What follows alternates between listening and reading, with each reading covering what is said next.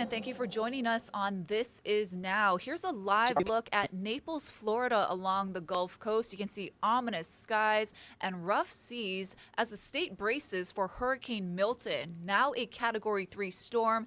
It's expected to make landfall later tonight. And just moments ago, President Biden addressed the nation. Here's some of what he had to say. We've already approved emergency declarations for Florida.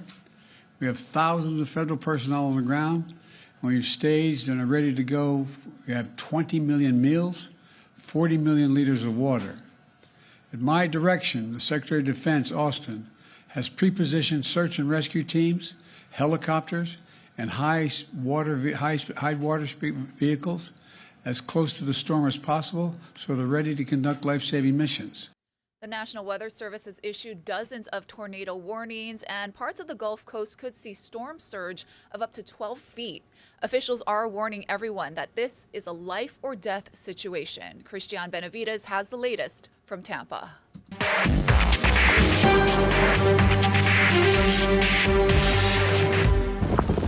The outer bands of Hurricane Milton brought heavy winds, rain, and tornadoes to Florida's Gulf Coast Wednesday ahead of landfall. It's looking like the storm of the century. President Biden and Vice President Harris were briefed on the storm, expected to deliver life-threatening storm surge to coastal communities. The hazards are increasing.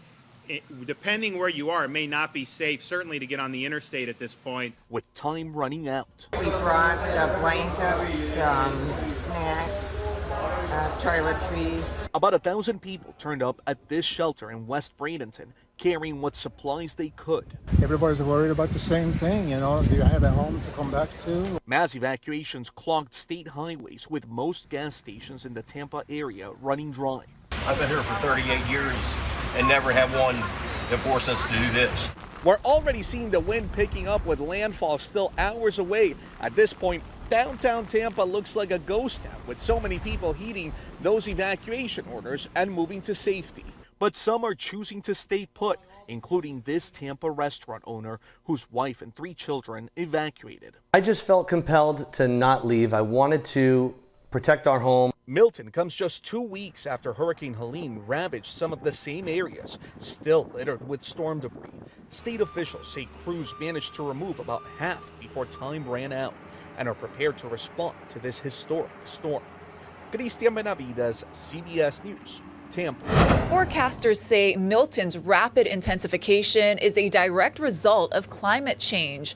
NBC's national climate reporter Chase Kane has more from Orlando. What we saw with Hurricane Milton on Monday, that extreme rapid intensification, is one of the hallmarks of climate change. And that's why people, even here in Orlando, more than 100 miles inland, are taking this threat seriously. They are filling up sandbags. Orange County says they've given out more than 100,000 sandbags so far. And that's because just a couple years ago, when Hurricane Ian hit this area, it brought 15 inches of rain, triggering flash flooding across Orange County. Hundreds of people had to be evacuated from their homes. And of course, people are taking this seriously because when you look at what climate change amplified Milton to do, regular rapid intensification is 35 miles an hour in less than 24 hours. Extreme rapid intensification, this is a new term, that is 58 miles an hour of increase in less than 24 hours. And look at what Milton did. 92 mile an hour increase in wind speeds in less than 24 hours. And that has officials here in Orlando concerned if their city stormwater systems can keep up. The problem is that these storms are getting bigger and bigger and bigger. Our storm system can handle up to a foot of water or 3 inches in an hour. The problem is these storms are getting more and more and more intense. We never had storms where we had 6 inches of rain in less than an hour in a regular afternoon storm, which caused some localized flooding a couple of weeks ago. This is going to be a lot worse than that. So that's going to be the thing to watch here in Central Florida, is how much rain Milton brings and also how strong it is when it makes landfall on the west coast of Florida, because Orange County officials are saying the National Hurricane Center told them to expect a minimum of Category 1 strength hurricane here in Orlando, could potentially be even stronger. So that's why everyone here is taking this threat seriously. In Orlando, I'm National Climate Reporter Chase Kane. With Hurricane Milton bearing down on Florida's coast, the presidential candidates are talking about the country's disaster relief. Natalie Brand has more. As Hurricane Milton bears down on Florida, former President Donald Trump, rallying in Scranton, Pennsylvania, again took aim at the Biden administration's response to Hurricane Helene. The worst hurricane response since Katrina. She doesn't want to have a do-over with what's happened to North Carolina, Georgia, Alabama, all the states that we just mentioned. Trump is facing criticism for spreading misinformation, including a false claim that FEMA money was used to help migrants. The Department of Homeland Security says the Shelter and Services Program is a separate source of funding. But some Trump supporters still question the administration. I can't say that Biden and Harris never took from one bucket to put into another. FEMA has now set up a fact page to combat misinformation. Vice President Kamala Harris appeared at Wednesday's briefing with the FEMA administrator and phoned into CNN, calling misinformation dangerous. It is unconscionable, frankly, that anyone who would consider themselves a leader would mislead desperate people to the point that those desperate people would not receive the aid to which they are entitled. With less than a month to Election Day, voting rights groups in Florida have filed an emergency suit to try and reopen voter registration in the state since the deadline fell on Monday in the face of back-to-back storms. In the battleground of North Carolina, hard hit by Helene, elections officials have updated their rules to help the more than 1 million registered voters who live in disaster areas cast their ballots. Natalie Brand, CBS News, the White House. Meanwhile, the FBI has arrested an immigrant from Afghanistan on suspicion of planning an Election Day terror plot in the U.S. Nicole Skanga has the details. The FBI says an Election Day attack targeting large crowds in the U.S. has now been thwarted. Agents arrested Nasir Ahmad Tawadi Monday after officials say the 27-year-old took steps to purchase AK-47 rifles and ammunition, going so far as to sell off his family's home to raise money. Federal prosecutors say an FBI search of the suspect's phone revealed ISIS propaganda, including these images depicting a suicide vest and the 9/11 attacks, plus a history of Google searches like how to access Washington, D.C. cameras and which U.S. state does not require a license to get a firearm. Investigators say the defendant swapped messages in 2 pro-ISIS groups on the Telegram app and funneled money to the foreign terrorist group online. According to court documents, the suspect first entered the U.S. in September 2021 on a special immigrant visa. The U.S. offers special immigrant visas to individuals who worked with U.S. forces as a translator or interpreter in Afghanistan. The complaint also accuses Tawadi of working with a juvenile co-conspirator, adding that he told investigators both planned to die on Election Day. We've asked the defendant attorney for comment. Nicole Skanga, CBS News, Washington. New video of the suspect accused of killing a man at his workplace in Nanakuli over the weekend. 60-year-old Ronaldo Cheney made his first court appearance this morning. He's charged with murder and attempted murder for allegedly stabbing Wendy's employee, 22-year-old Kashka Otto, to death and seriously injuring another employee. His bail was set at $1 million. Authorities are searching for OCCC inmate Sean Fleetwood, who failed to return to work furlough yesterday. The 43-year-old was serving time for sex assault. Fleetwood is 6 feet tall with green eyes. If you have any information, call 911 or the Sheriff's Division at the number on your screen. On Kauai, police are asking for help finding Bonetta Kaivi. The 47-year-old woman from Anahola was last seen Monday night, and her vehicle was found near Lumahai Beach. She is 5 feet 6 inches tall and about 220 pounds. Call the number on your screen if you have any information. Maui police have arrested 41-year-old Jesse Monte Hermoso of Kahului for first-degree assault after an attack early Saturday morning at the Y Bar on Market Street in Wailuku. His alleged victim, Kaleo Bond, tells us their girlfriends got into an argument and then he was suddenly stabbed 7 times. He says his doctor told him he nearly died.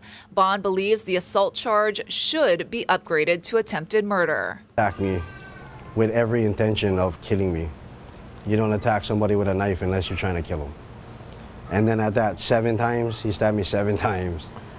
And assault is all they're looking at. Like, no, he needs to go down for attempted murder. and I'm going to push until that happens. Monte Hermoso's bail is set at $100,000. New at noon, after Kamehameha III Elementary School was destroyed in the Maui wildfire disaster, officials just announced they found a new potential permanent home for the campus. Discussions are underway between the state, Maui County, and Kamehameha schools to build the new school on Kamehameha School's land in Ku'ia in Lahaina, about 2 miles from the original site, outside the fire-impacted zone. The Education Department plans to hold a meeting later this month for community members and school staff to provide feedback on the proposed site. Meanwhile, troubling data from UH researchers details the ongoing challenges facing those who are impacted by the wildfires. The UHERO report released yesterday says poverty, unemployment, rent costs, and housing instability have risen dramatically more than a year after the disaster. The data monitors the recovery of close to 400 fire-impacted households, which means at least one person in the home either lived, worked, or owned a business in West Maui or Kula at the time of the fires. Typical family is paying more for the same or fewer bedrooms, living in more crowded conditions, more commonly doubling up than they were before the fires. So they're paying more for less in terms of housing. The poverty rate in this fire-affected group is over twice as high as it was before the fires. Because of the island's housing crisis, researchers say these households are paying on average 43% more rent. The price for a home with 3 or more bedrooms has increased the most, with rents rising by over 80%. You can read the full report on our website at hawaiinewsnow.com. And wildfire survivors who lost their homes last August could get a break when it comes to the growing costs of rebuilding. These are design renderings of homes that have been built in the past by different architecture firms such as Hawaii Off-Grid. That group is partnering with the American Institute of Architects and the Council for Native Hawaiian Advancement to offer those designs for free to those who are looking to rebuild. Choosing a design that has already made it through the permitting process not only saves time when it comes to rebuilding, but money too. Anyone that's reaching out that needs help pro bono, we just need to make sure that they were the property owner at the time of the fire, and that we're helping local community members get back on their land. So, that's the only prerequisite, is that you are affected, you're from Lahaina, and we just want to help you get back. That was David Sellers of Hawaii Off-Grid Architecture. He says by getting pro bono services for design work and permit help, those rebuilding their homes are likely to save somewhere close to a minimum of $15,000. More and more women under the age of 40 are being diagnosed with breast cancer. As Dr. Malika Marshall reports, the possible reasons may surprise you.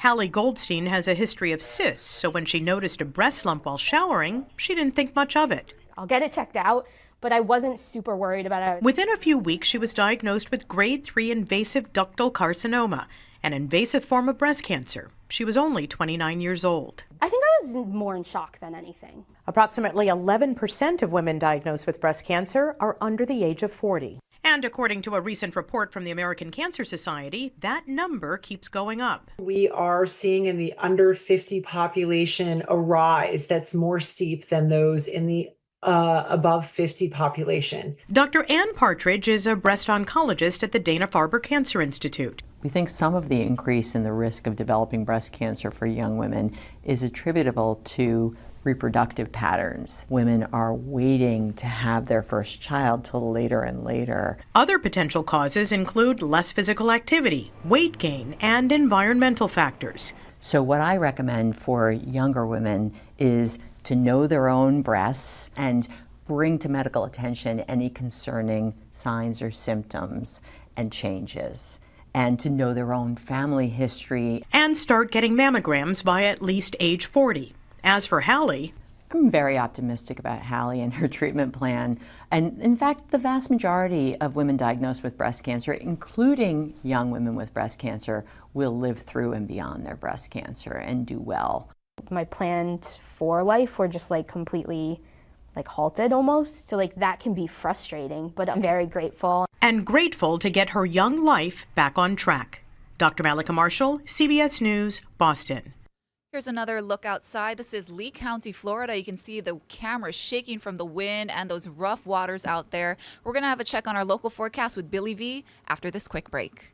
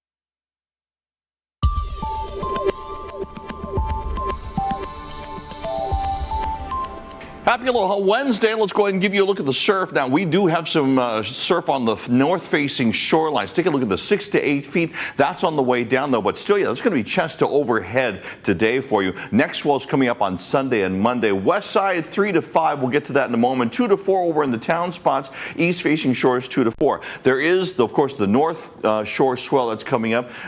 Town spots, you're going to get that south swell that's going to arrive today. And the west-facing shorelines, they're going to benefit from both the north and south swells over the next couple of days. Let's take a look at what you can expect. 87 degrees today and breezy trade winds as we go through the day. We'll start off with some showers, some clouds, but as we get towards the afternoon, we'll get some more sunshine. Then as we get into the evenings, we may get a little bit of cloud cover there. Here's your 7-day forecast. East-northeasterly winds at 15 to 20 miles per hour today. Breezy, we'll get some showers. Windward and Mauka drifting leeward at times. But we start to lose the trade winds tonight into tomorrow. 5 to 15, 10 to 15 mile per hour. Some interior showers, some leeward, isolated sprinkles, and some light trades, a few showers. By the time we get towards next week, Monday and Tuesday, those trades will be 15 to 25 miles per hour. That's your forecast. Get the latest on air, online, on your mobile device, and at hawaiinewsnow.com. The U.S. Surgeon General is warning that parents are facing dangerous levels of stress. Yunji Denise spoke with a local therapist and advocates about this growing issue. On the latest episode of Spotlight Now, we took a deep dive into a recent report from the U.S. Surgeon General about parents and their mental health. Turns out that 41% of American parents say they are so stressed that they cannot function on a daily basis. We spoke to therapist Britt Young, who says that many parents she speaks with simply feel overwhelmed. The expectations of being a parent in 2024, the intensive parenting, the worries about, will my child make enough money to own a home and live? What's the competition like out there? Will I have enough housing and community support for my child? What about extracurriculars? Like, a lot of the vernacular in my particular space comes from, I'm worried my child will get edged out. In Hawaii in particular, our high cost of living adds a tremendous amount of stress to families. We also spoke with the heads of 2 nonprofit organizations who say that this legislative session they will be pushing for paid family leave so that Hawaii families have a stronger social safety net. And what that policy is we all pay a little bit in each paycheck, like we do for unemployment, into a state-run fund. And then when you need to go out for care because you have a brand new baby, if you're a mom, you're a dad, you're an adoptive parent, and also for caregiving. We really need to put structures in place in Hawaii to make it easier for young families to be able to not just survive, but really thrive. 3 of our guests also encourage parents to reach out to one another and talk about these issues. The more community we have, they say, the stronger we can be together. Next week on Spotlight Now, we're going to have a live forum with the 2 men who say they want to be Hawaii County's next mayor. Join us 1 o'clock Tuesday on K5.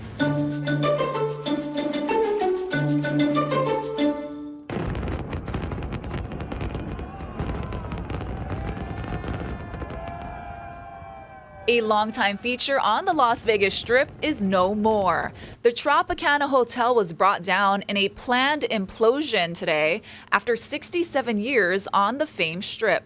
The spectacle began with a show of drones and pyrotechnics celebrating the iconic hotel and casino. It took more than a ton of explosives to take down both towers. The now vacant spot is set to become the future home of the former Oakland Athletics baseball team, with plans for a 33,000-seat stadium. Millions of Americans are already shopping for holiday gifts, and many are using the latest technology to find that perfect present. Megan Schiller shows us. Forget the outdated browse and buy strategy. Young shoppers want the help of artificial intelligence this year. I use AI for ideas. So like that ChatGPT, it's all the ideas, it gives you a list. A new survey from Fiverr shows 54% of Gen Z is using AI to assist with holiday shopping.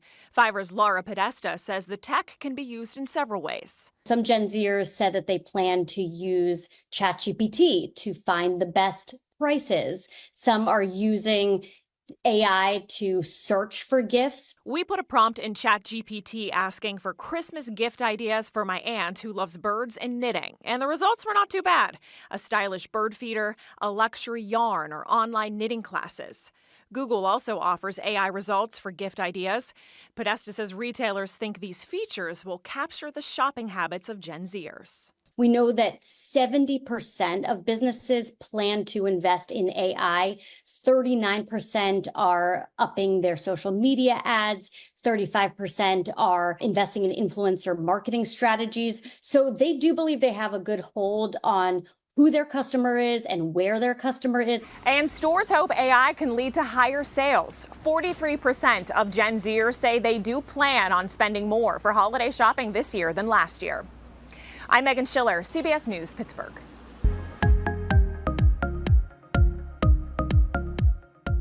You're looking at a rare pastel painting by Claude Monet that has had a remarkable journey. A couple in Austria bought the piece titled Bord de Mer in 1936. Then they stored it in a shipping warehouse to send to themselves when they fled the Nazi regime 2 years later. But the Nazis seized it and it vanished. The painting finally resurfaced in 2016 at an exhibit in France, and a Louisiana antique dealer bought it and sold it to a couple in Washington state. They listed it for sale in Houston, but surrendered it to the FBI after learning it had been stolen. Today, the $500,000 painting was finally handed over to the Austrian couple's granddaughters. Fans of Sherlock Holmes are in for a treat as restoration experts have pieced together a 100-year-old silent mystery. It's the last work of its kind to be digitally transformed. Tina Kraus has more. Kirsty Shanks has had her hands on loads of classic films over the years from the stacks of archives at the British Film Institute. But inspecting the latest reel has taken some true detective work. Sherlock has been the most challenging restoration I've worked on, mainly because of the scale. She's part of a conservation team reviving Sherlock Holmes, restoring a century-old silent film series following the adventures of the famous fictional detective. And they're the last silent Sherlock-related works to be restored. All of the other surviving ones have already been done. Experts are transforming 20 hours of footage with Sherlockian methods, given its age. A lot of films over the years have decomposed into powdery, sticky, solid messes, and despite all the damage, it is in pretty good condition. You know, most of what restoration is... Ben Thompson is in charge of image quality. So this is the section just before Waterloo Station. Digitally erasing marks from decades of wear and tear and using software to match the original filmmaker's use of color. I probably spent 3 days on it. One shot. 10 seconds. A meticulous task that proves there's nothing elementary about bringing Sherlock Holmes back to life. Tina Kraus, CBS News, London.